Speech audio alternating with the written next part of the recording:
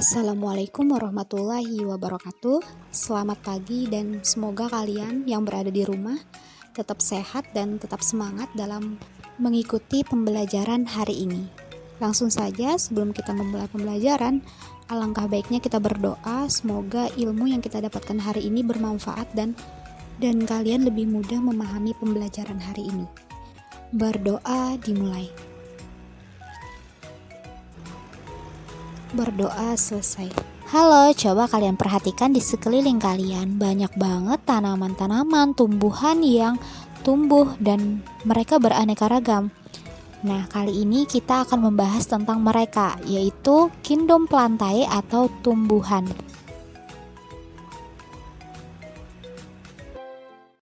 Kingdom plantae.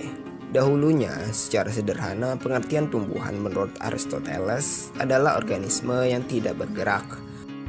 Awal dari perjalanan kingdom plantae adalah ketika seorang ahli bernama Linnaeus pada awalnya membagi dua dari seluruh organisme di dunia menjadi kingdom vegetabilia dan kingdom animalia.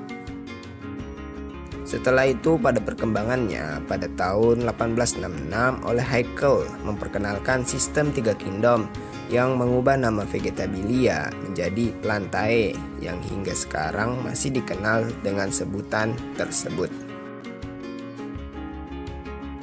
Menurut sejarah asal tumbuhan, para pakar biologi berpendapat bahwa tumbuhan sebenarnya merupakan hasil perkembangbiakan tumbuhan dari alga, terutama alga hijau yang telah ada miliaran tahun lalu.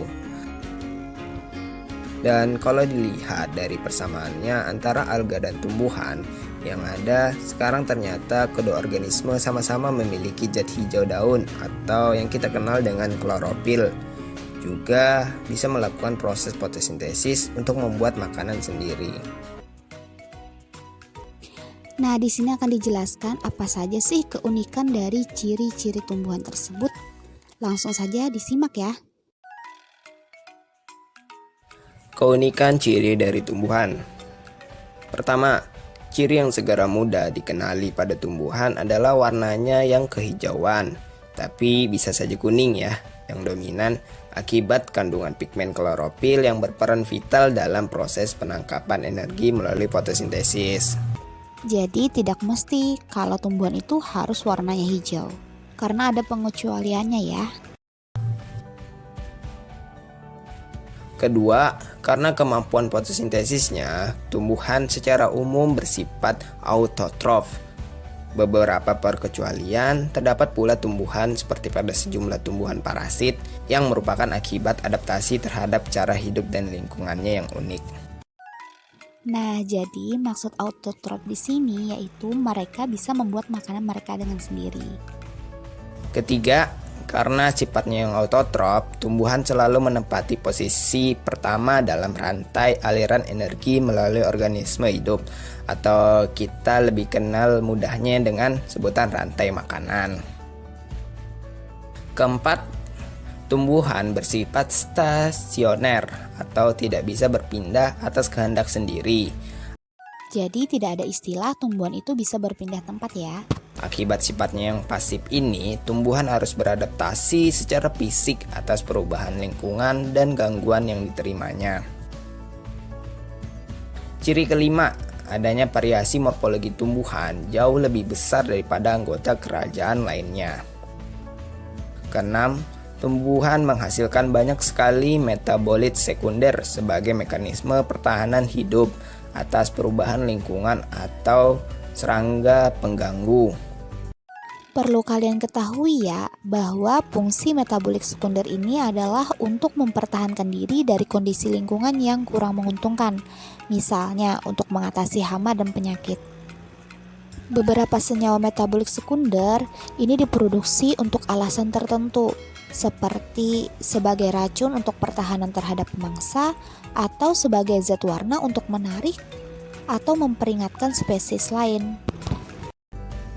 Ketujuh, pada tingkat selulernya, dinding sel yang tersusun dari selulosa, hemiselulosa, dan pektin menjadi ciri khas oleh kingdom tumbuhan ini. Meskipun pada tumbuhan tingkat sederhana kadang-kadang hanya tersusun dari pektin.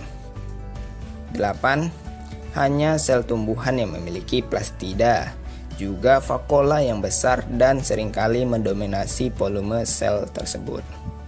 Kesembilan, selnya yang eukariotik atau telah memiliki membran inti.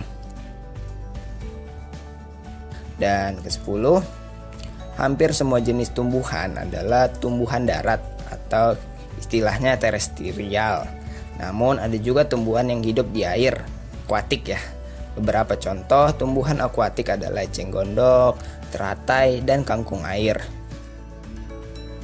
Dan ciri yang terakhir, ke-11, reproduksi tumbuhan berlangsung secara generatif dan vegetatif. Tumbuhan mempunyai daur atau siklus hidup yang disebut pergiliran generasi atau metagenesis, meliputi generasi haploid dan generasi diploid.